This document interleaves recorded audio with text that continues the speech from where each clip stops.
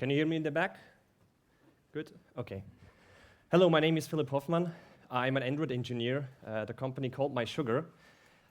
We are based in the beautiful capital of Vienna, which was voted the most livable city like 10 times in a row. So it's a really beautiful city. Come pay us a visit. Today I'm going to talk about the focused developer. So it's not a really techie talk. Why do I, as an Android engineer, actually talk about something that's not really technical? I mean, today, everybody of you watched the keynote, so there are way other things than just technical skills that help you to be a better engineer. So that's why I'm giving this talk. It overlaps with some parts with the keynote, but it's quite different. And I want to show you how you can be more focused and kind of introduce you in a few simple steps for deep work, how you can be way more productive. And at the end, we at My Sugar, we build an office that actually supports deep work while still respecting this real-time communication all the time that is pretty typical in agile companies. I guess most of the people here are engineers, so who is an Android engineer? Like some type of engineer, okay. Who of you has been working more than 1 year already on Android? Okay, more than 5? Okay, who is like 10 years engineering experience or more? Okay, so especially for those who have like more experience, maybe this story that I'm going to tell you right now, maybe you can relate to this. So you typically start your workday around 9 a.m., at least in Austria we do. So you grab a nice cup of coffee, you sit down at your desk, at 9:30 around, maybe you have your stand-up, and 20 minutes later, you finished your stand-up, you talk to all the people, and you're really super happy because that's the one day in the week where you don't have any meetings. And you really have a complicated bug that you actually want to fix. So you just start digging in and try to understand the code. And you build up slowly a mental image. You analyze it a little bit further. You really start debugging and really trying to understand it. You open up multiple files. And after roughly half an hour, you have like a complete, huge mental image in your brain that really helps you to understand the code, and you're really close to actually fixing the bug. And then after half an hour, the PO comes to your desk and says like, hey, so just I sent you an email about that thing, and bam, the whole image is gone. We already heard at the keynote that it takes roughly 23 minutes for you to basically build this big image up again because you just focused on something in between. So you start again, okay, from the beginning. Maybe this time you're a little bit faster, you build up the mental image, and then suddenly a Slack message pops in. Okay, again, somebody asks you, like a junior, tells you, hey, I want to fix this bug. Can you please help me? You write back a few more messages, and again, bam, everything is gone. You again start taking a look at this, and this keeps continuing the whole day. And when you go for lunch, and even when you leave the office in the afternoon, you think like, I spent a whole day in the office, and what did I actually do? And then tomorrow at the stand-up, they ask you, what were your achievements yesterday? And you say, yeah, actually I did loads of things, minor things, but I didn't fix my bug. And then you count like 10 small, tiny things that you actually achieved. But your main achievement, you didn't do it. Maybe this sounds familiar to anybody of you. For me, sometimes this happens quite often. Yeah, a few people are raising their hands. So let's talk about those interruptions. Why are we always interrupted? That's really, really crazy. I think one thing is the company culture. Those days were the product owners, back in the old days, there weren't even product owners, the product managers, that just designed something or thought about some idea, then you have the designers, they design it, they pass it on to the software architects, they make a beautiful architecture, they give it to the developers, and then you give it to the QA, and then you just release it. Those days are gone. We want to have an agile company where we have cross-functional teams and we want real-time communication happening. And those silos where everybody is just sitting in his department and doesn't talk to each other, those days are gone. This means that the end result is usually way better because we sooner find out that maybe the thing that the designer just designed, I cannot implement that, that's really complicated. I just tell him this doesn't really apply with the material design guidelines. Maybe you should change it and I save 2 days. And that's like you communicate all the time, but this means that you also are interrupted the whole day. The next thing is we have offices where everybody is sitting together. So there was a survey around 5 years ago done in the US, and back then 70% of offices said they had open offices, where transparency is kind of the reason why people want to create this. So the CEO should sit next to you, or the CTO. You can just walk over them there, ask them questions, and you can see what all the things that are going on.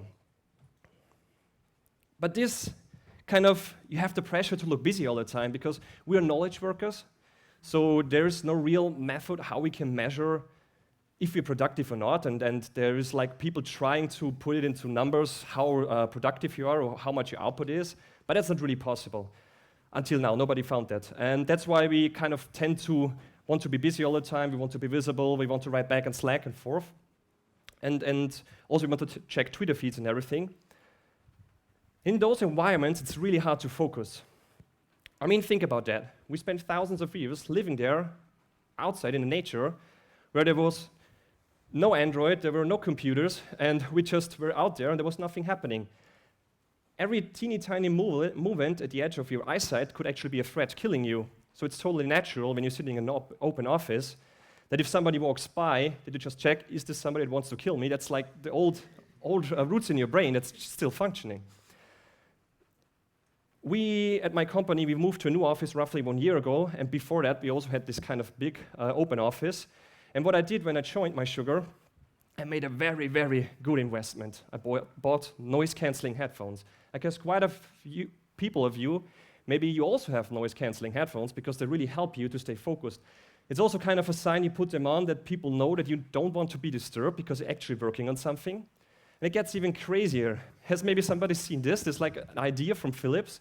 You just put it on your head for big offices, and it basically narrows your sight so you don't see if somebody comes to you and wants to kill you. Then, like all these open offices results in, where do you go when you actually want to get something done? Is it the office? For some people, not really. You say, I'd rather stay at home. I'd rather go to a coffee place. Or my CEO recently told me he loves long-distance flights because there is like 10 hours with nobody's approaching him, and he can just sit there and get something done. And it's also nice because you don't have internet, so if you, I don't know, working on a paper or something, it's really time to be crazy productive. And I think there's really something wrong with the offices. They should actually help us to support us to do deep focused work. But even if we would have such an office, we can blame ourselves. We have, we have technology everywhere that basically drags our attention. We have emails, we have Twitter, we have Slack, rather messaging tools, which kind of really beg for our attention. They want to interrupt us. And especially with Facebook and Twitter and Instagram, why do they want to interrupt us? Of course, they make more money. How do they make money? They make money when you spend more time on their services. So if you check out more advertisement, of course, they make more money. And that's why they use all the psychological tricks to kind of scream into your ears and say like, hey, come on, check the newsfeed again, check the newsfeed again. And especially now that we have mobile phones, you have this device always in your pocket. It's not like you close your computer and you walk away, but still they just send you push notifications the whole day just to drag your attention.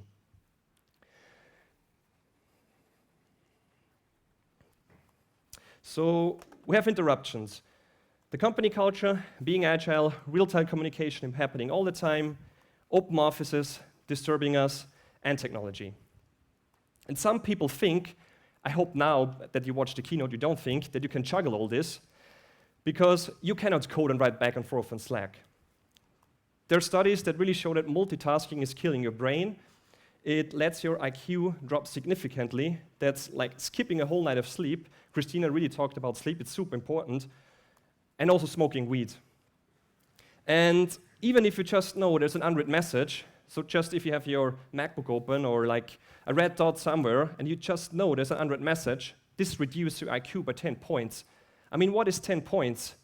This turns you into a cognitive equivalent of an 8-year-old. And sometimes when I see code of people that are interrupted all the time, I really think those were 8-year-olds writing that code, not really thinking deeply about what they were doing. And another thing, if you always get interrupted, is the problem with attention residue. Also what Christina mentioned in this talk is, when you try to focus on a problem, like this light bulb is a bug that you try to fix, and a Slack message pops in, it's not like just you reply to it and you send it away. It's sneaking up again and sticking around a little bit, and it will sneak up again, and it will be really, really hard for you to be able to focus on the problem. So some kind of your subconscious still stays at the Slack message. But this is not the only problem if you keep being interrupted the whole day. So if you do this, you end up doing shallow work all the time. So you're kind of running on autopilot and really not using the full potential of your brain. Everybody of you has a really supercomputer in your head, and if you interrupt it all the time, you're not making use of it. And just want to give you an example, kind of what the difference is if you try to use the full powers of a supercomputer. Imagine you're walking in a park and you're having a stroll with a friend, and suddenly the friend asks you, how much is 63 times 33? Never mind why he's asking you that. But if you really want to solve this problem, the first thing you would do is you would stop walking, and you would take your full attention and would start to calculate what the result is. And if he starts screaming in between, like push notifications, 18, 20, it's really hard to actually get it right. So that really thinking about that problem is kind of using the full potential of your brain, and you call this deep work. So you really unfold the full potential. Some people also describe it as the state of flow. The nice thing about that, it really makes you happy. It really feels amazing. So maybe some of you had this already, where you were crazy productive and you really felt like, oh, this was really nice, but you don't really know why you were maybe productive. And you question like, how did this happen? And if I tell you that you could reach this state every day? It would be a huge opportunity for you, because we as software engineers, we have two things that we have to do continuously. We have to learn a lot. With deep work, you can learn new skills at a drastic high speed, so we will be outperforming others very, very soon. And another nice thing is you can be crazy productive. You can produce high-quality work at a very short amount of time. You can write code like crazy. Maybe somebody of you knows a coworker or some crazy guys like Jake Wharton, Martin Fowler, the Beatles, for example. They really know how to make use of the brain because they're producing so many nice results. So now I actually want to show you a few tips how you can achieve this, and afterwards I'm going to show you how we build this office. So how do we work deeply? Problem is, it's not easy. So I'm trying it now for roughly 1 year. It doesn't really come naturally, so if you fail at the first a few times, don't feel bad, it takes practice. But the first thing that you have to do is you have to have long interrupted hours. So there's no way for you to really be super productive if you have your stand-up around 10 a.m. and then you have another meeting at 11. That really kills your flow. So fight for combining meetings. I'm not telling you that meetings are bad, because I know some developer says, I hate planning, I hate retrospective, for what should I groom? No, those things are really, really important to happen. So you should really have a setting where you communicate, but you should combine those. And some companies even do a no-meeting day, or some teams. So we have like every Thursday is kind of for us a no-meeting day, and we really fight for that. And some companies even do a no-talking day. So the whole company comes to the office, is not talking to each other, except if you have a cup of coffee, but you're not allowed to write a Slack message or an email to somebody else. And that is really, really nice for the people because they're super, super productive. What I like to do is after the planning, I like to block focus time into my calendar. But keep in mind, the higher you up in the management position or the more responsibility you have, the more often it happens that people try to sneak in meetings at the beginning or at the end of your focus time. And if you're not careful, the focus time will be gone right the day before you have it. So really fight for that. Another crazy thing that you can do is to get long interrupted hours, or really to get focus time, is something that Joanne K. Rowling did when she was finishing her book Harry Potter. So she was at home and tried to actually get it done, but there were so many interruptions. So she just booked a hotel in Edinburgh, a very expensive suite, and it was like, I think, $1,500 per night, and it kind of really helped her to get it more important for her because she's spending so much money. I mean, she has loads of money, we know that, but still, she really got the time to focus there. So you could also think of crazy ideas going somewhere to kind of give your task more importance. Then, if you have your long interrupted hours, you have to make sure to not be interrupted all the time, because this really makes you dumb, and you will not have your brain in a position where you just can focus on the problem that you're trying to solve. The first thing that you have to do is you have to protect yourself from others. Just putting on your headphones is not enough. You really have to let others know that you're working deeply. If you don't have an office where you have a special place that you can go to, maybe put a huge sign on your desk, a flashlight, a lamp, a brick, and whatever, and people should really know that if this stuff or this big sign is at your desk, or put your chair on your desk, I'm working deeply. And then if they approach you, there should be really one single cause where you should stop working, and that is when the house is on fire. So if you really have a bug that loses loads of revenue if you don't fix it immediately, then you should stop working. And if somebody approaches you and says, I'm blocked the whole day, then you say, I don't care. Because usually when people are blocked is because they didn't think ahead. So when they start off the stand-up with a bug, they know that maybe they're fixing a bug where they need input from you, or maybe they're building a feature where they just want to have a discussion with you. And after 2 hours, suddenly they decide, oh, I need input from that guy. But if they go to you, they interrupt you, and you won't be able to finish your task. That might sound a little bit crucial, but you will educate those people to think ahead. And the next time at stand-up, the guy will think, oh, I want input from Phillip, and that's why I need to really directly grab him after stand-up and have a chat with him, because otherwise I destroy his productivity. And with that, you might have to... The mic is off. Sorry? Wait. Can you hear me? No? Okay. You might have to really change the company culture. So you have to communicate and really fight for that you get that time where you're not interrupted. And now if you have the long interrupted working hours, and you let others know you're working deeply, finally, you are your biggest enemy. Because, as I already said, we have technology everywhere that kind of wants to interrupt us. So you should make it really hard for you to switch to shallow work. One thing that you can do is you can turn on Do Not Disturb, you can turn off all the push notifications, you can mute Slack and even set a Slack status. And then also resist the intention to check emails, Slack, Twitter, other messaging tools. I even log out from social media, so I have on my Chrome, I have actually 2 accounts, and on the working account, I'm actually logged out from social media. Or what you also can do, you can use tools. There's a really nice app that's called Forest, so it's for your Android phone. You basically can set a timer, and if you stop the timer, you have a dead tree, and if you kind of make it through the time, you have a growing tree. And then at the end, you see a nice overview if you have loads of dead trees or loads of trees that actually were planted. There's also a browser plugin for this. Or there are also other tools like mindful browsing, which basically can define a blacklist of sites. If you visit them, that it kind of blocks you and actually have to click again. And those tools kind of really help you to build a wall for push notifications and distractions.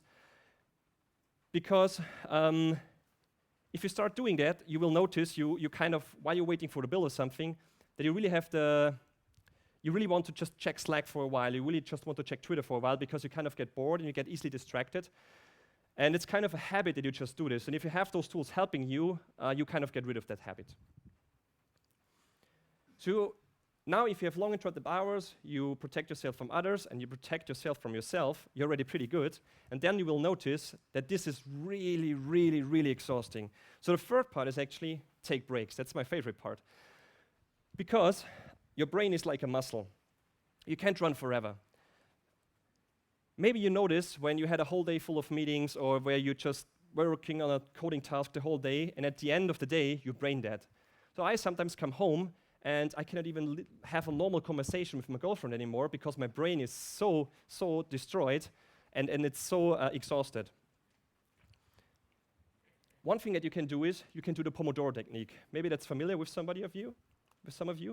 So the Pomodoro technique tells you should do 25 minutes of focused work and then 5 minutes break. This is basically called a Pomodoro. And if you do 4 Pomodoros in a row, you should take a longer break.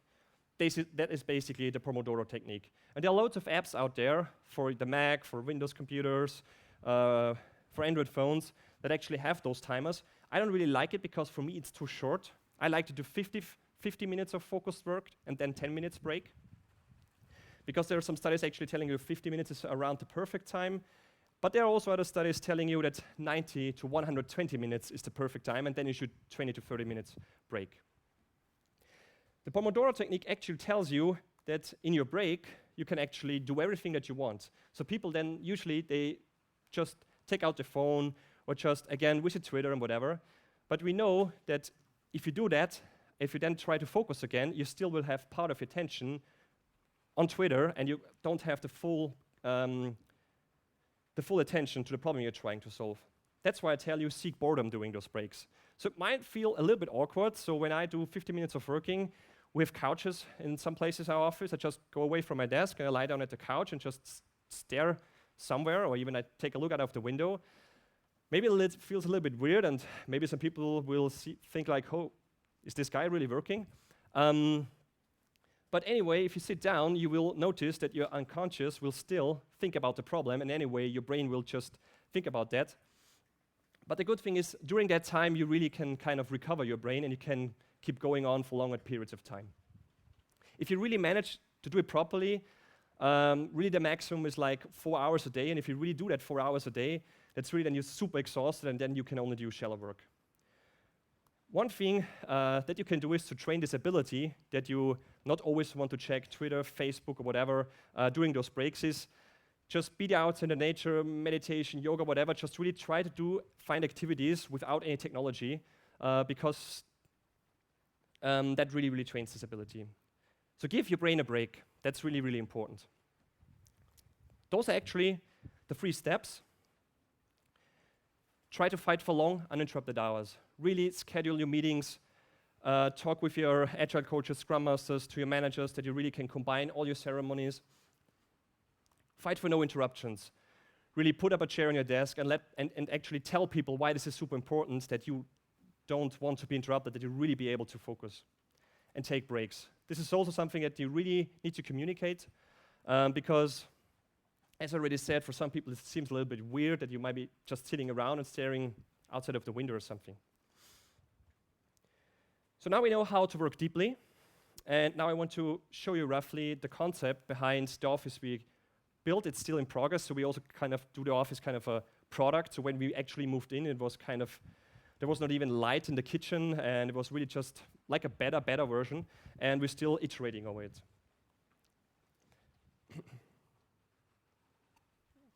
The whole office is based on a concept that's called the eudaimonia machine. And eudaimonia is an old Greek concept, and it's basically a state in which you're achieving your full human potential.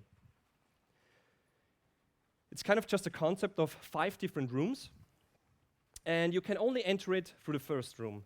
So you cannot just go to the last room, you can only enter it through the first room, and the deeper you get, the more focused your work gets. And you cannot skip a room. And at the very end, there's really the deep focus space. So there's really where you would get coding done, where nobody's interrupting you. And it's kind of all kind of preparing you, the mental journey, at the end, kind of really being able to focus. Now let's take a look at the My Sugar office. So this is kind of just an inspiration. We also had a few other requirements. And actually, I don't know if anybody ever built a eudaimonia machine. Our office is built for around 150 people, so we kind of had to think a little bit different. And we also we're a software company. We need to collaborate more.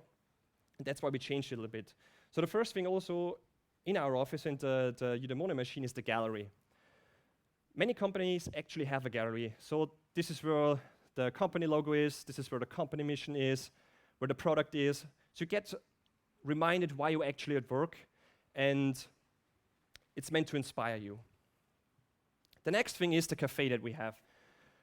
The cafe is kind of a place where you can get coffee, you have couches there, we have a kitchen there, we eat there, we have table tennis and table soccer. And this is a space to create good mood. You're not really working there, you just come there a few times a day and have chats with your coworkers. to really run into each other. So what we not wanted to have is like different departments, so we're still 150 people. So we want to have a space in the office where people always need to run into each other. At the MIT, there was a place where they actually stuffed many different departments together.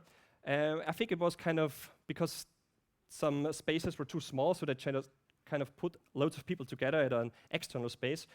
And it was kind of 10 to 15 years where loads of different departments worked together, and there were loads of crazy innovations created from that, because if you have a software engineer talking to a mathematician or something, they usually come up with crazy ideas. And that's the same thing that we want to do. We want to have data scientists run into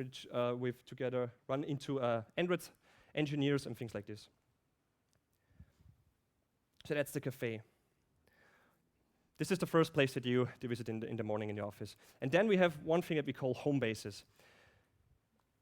Every team has a home base, so this is the only place in the office where you're actually allowed to stuff personal belongings. So you have just a drawer where you put your personal belongings, where you put your computer. And on the walls, you do put up the Kanban board, you put up designs, discuss architectures. This is where all the communication is happening. And all the ceremonies are happening. Retrospectives are happening there, stand-ups are happening there. One special thing that we created at our company is something that we call Reach Out. So this is a time during the day from 9:45 to 10 a.m. in the morning.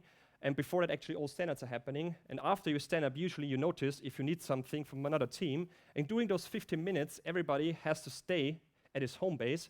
And you can just randomly go to people and ask them questions. And that's really, really good to actually prepare yourself for then going down to somewhere else to focus. That's the home bases. What if I have a phone call, if I want to have a private conversation? We have meeting room and cabins. So this is like a small cabin where you just can grab a computer or you can grab your phone and just have a phone call. Also, we have cabins where 2 or 3 people fit in. You don't have to book them. You just can walk in there and just have a conversation. And then if you know actually what you want to achieve and you want to work kind of alone or in small groups, you pack your stuff. So we created those things, we call them woodies, or I actually prefer a backpack because they're kind of big and heavy. And then you walk down into a focus room, that's another floor, where you have proper working stations. So there you just have 2 screens that you can just plug in with USB-C cables, one bigger screen, it's adjustable from the height, and we have rules for that. In the focus room, you take calls to nearby mini meeting rooms, so no calls are out. So we have mini meeting rooms down there. You don't want to be disturbed, so nobody should be approaching you. So you should try to write a Slack message before, and then the person can always decide, do I want to reply or not? You have to mute all devices, but still what's possible is you can work in groups, and you can talk quietly. So this is a space that we use for pair programming, or if a few QAs sit together and just want to test a few features. That's really the place to go. And then, like the final room is the deep focus room. The rules are pretty similar, so we don't take calls, but we want to be left alone. So down there, I think now we have it for over a year. No, actually we have it now for half a year. It's not completely finished yet. In this half a year, nobody ever walked down there and asked me a question. I was always left alone, and everybody knows if you're down there, you want to be left alone, and you can write yourself you can write the guy a Slack message, and then you can decide if you actually reply or not. You mute all devices, you work alone, and you don't talk. That's really like a library. It's super, super nice.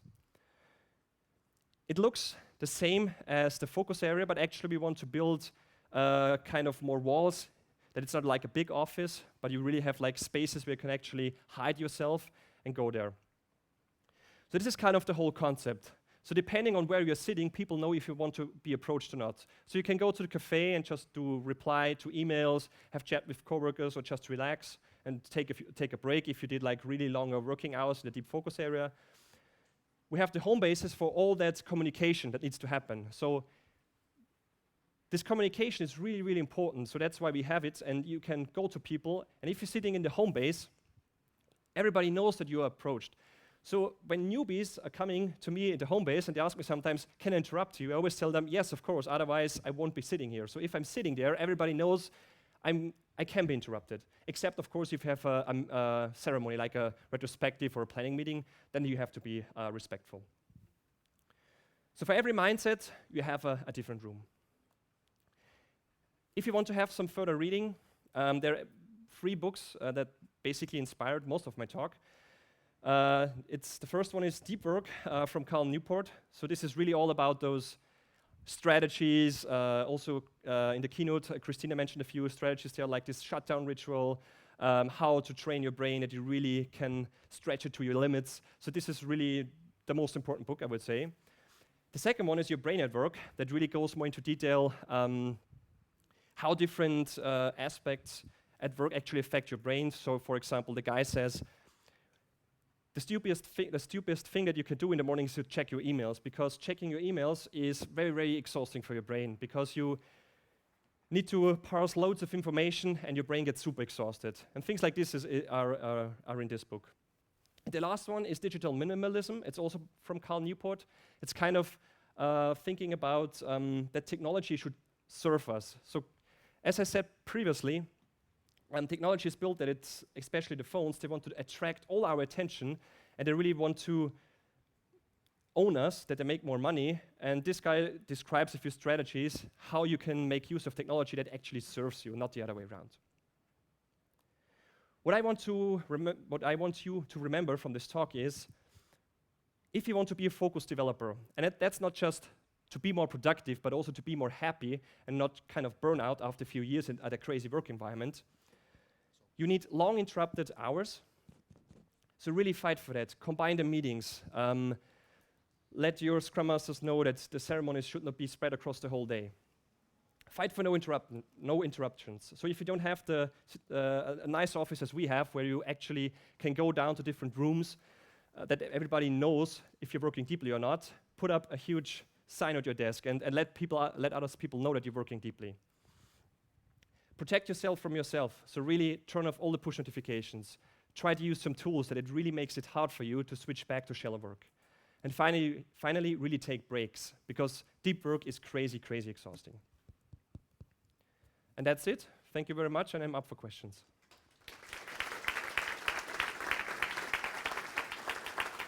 Hello, anyone wants to ask questions? Anyone got the questions? So the whole office layout thing was really interesting, and I was thinking, how do you deal with the fact of you don't know how big to make those spaces and how many people want to be in each space at a given time? Like, do you need more space than you really need in a normal office? I think not really. So maybe it's a little bit bigger. It can be. But it's not like that all people are always sitting at those deep working areas and like focus areas. Like some people are always in the home bases, and we also have a few people who work sometimes remotely, and we have part-time people. So actually, I think it's not that that you need way more space. Maybe just a little bit. But if you think about that, I mean, in Vienna, the office spaces are not that crazy expensive. So actually, the office space compared to your salary is kind of a teeny tiny amount. And I think as a company, you should really make a good investment into creating a proper office that supports that you are productive. Actually, I think like the salary in software percentage of the whole cost is around 80–90% or something. So the infrastructure is really very, very cheap. Yeah. Does that answer your question? Yeah. Okay. Anyone else? Thanks for the presentation. Great advice. Do you think this applies to anyone the same, or that there are different kinds of personalities that react differently to focus or to seeing people around them? I feel like some people having randomness around them helps, while for others it's a real strain. So would you say the same advice applies to everyone? The spaces that everybody uses the spaces in the same way, do you mean, or? Like some people seem to really need to be alone to work efficient. Some others, when they're alone, they seem less creative. Do you think the advice applies equally to everyone? I would say no. I mean, some people also like to stay. We have a few people who stay in the cafe the whole day. So some people actually appreciate that there's noise around. But actually, I think it's kind of illusion. You think you're productive, but still you get approached the whole time. I mean, if you're in a different coffee place where nobody knows you, you're not maybe that approached. So we especially have the problem that people don't really know all the theory behind that, and some people are really lazy and stay the whole day in the home bases. and we try to always educate them and tell them, hey, come on, it's actually bad for your health because you're sitting on a standing desk and it's really, really bad for your health and you should go down to the second floor. So some people don't really use it the right way. But I would kind of disagree that you say, like, if there are different spaces that you can use them, like being in really productive in a cafe, for me, it would not work. But if it works for you, maybe it does. But all the study actually tells you that you won't be that productive. Interesting, thanks. Yeah.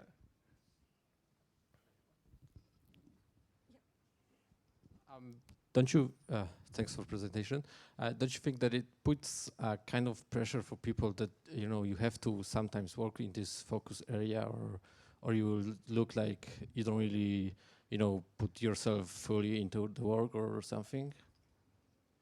That it kind of stresses people to go there? No, it's kind of stresses people to not go there. Like, you know, you're a developer and you don't work in this focus area, or... We don't have the problem, so I think it's always, you should actually hire people that you can trust fully, that they do their best wherever they are. So we also had sometimes the discussion that we don't want people to do too much home office, because some people said, like, how do I know that people are working? And I would say, like, yeah, maybe you should not hire people that, if you don't trust them, if they stay at home. You should have people that really are motivated to do something. But we don't have the problem that people actually kind of feel this pressure to go down there and not being productive. Yeah. Thank you for that talk. Can I just ask, do you have any advice, because this problem of focus that we need has been known for a very long time. I mean, there was a book, Peopleware, that was like early 2000s, and it talked about the same problem. And I can't help feeling part of the problem is that we talk to everybody who already agrees, but the people who make the decisions aren't present. So, yes. I mean, any advice on talking to the HR managers, the office managers, and say, look, this is us, this is what we need? I mean, it kind of is the same as with technical debt. So that's also something I always try to communicate. And I think you just need to let them know and keep fighting and give them the books and tell them, come on, read this and apply those principles.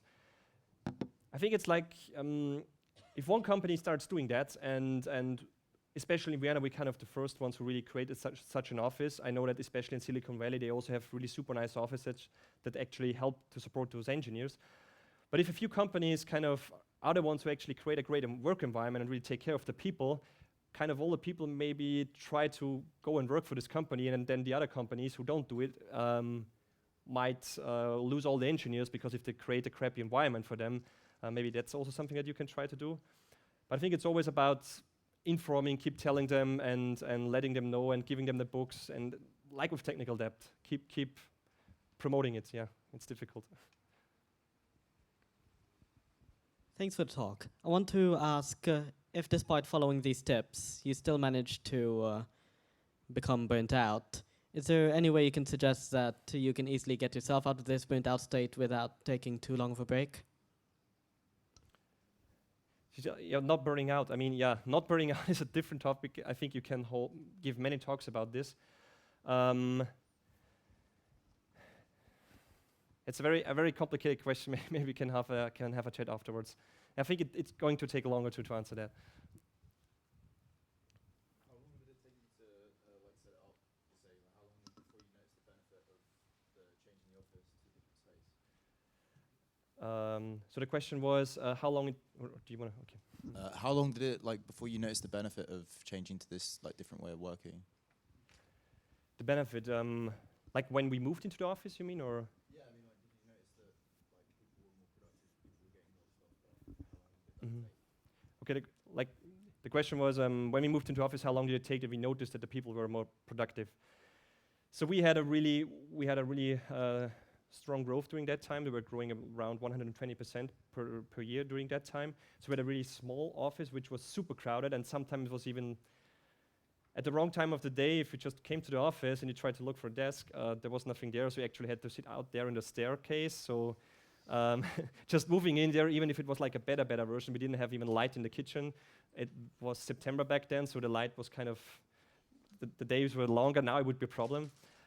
So the comparison was really like everybody was super happy. So I think, of course, we knew of like immediately the people were more productive, but I think it's kind of a wrong comparison. But in general, measuring that I think is really, really hard, because how do you measure the productivity of engineers? It's really, really hard. So yeah. Anyone else? I have a question about if you have any tips for introducing this in your team without having any facilities for having separate areas. And if that is possible, I'm assuming it is, how would you, what tips can you give for also maintaining an approachable kind of image for the whole team? Because it's also important that people still go up to you and talk about all the questions they have about, let's say, an implementation or specs or whatever basically they need to know. But at the same time also setting these rules down and helping people get more productive. Any tips for introducing this without having the facilities? So I think the first thing that you should do is long uninterrupted hours. That's like kind of the baseline. So talk to the people who set up the ceremonies, and then what they do at Basecamp is it's also a really nice book. It's called "It Doesn't Have to Be Crazy at Work." They actually do kind of office hours, especially for those people that get interrupted the whole time. So they really say like once per week, or even say once per day, if you're really somebody that needs to be approached multiple times a day, make a fixed time slot in your calendar where you say like, this is the time where I'm approachable. And then really be strict if people come after that time or before that and say like, sorry, come do that during the time slot, and let everybody know, because like I said, then people will plan ahead and really actually think about, okay, if I need something from you, then actually need to check when is your time slot, where are you available, and then you go there. And the reason, that's the main reason why we created a reach out. But doing that company-wide is maybe a little bit a harder change. But you for yourself just create long interrupted hours, and maybe create those office hours or office times during every day or during the week. Thank you. Yeah. No? Anyone else? No questions? Okay. Anyway, so if you have any other questions, just approach me now afterwards, or I'm going to be around. Just don't be shy. We're going to do the Pac-Man thing, and yeah, it's going to be fine. Thank you. Thank you.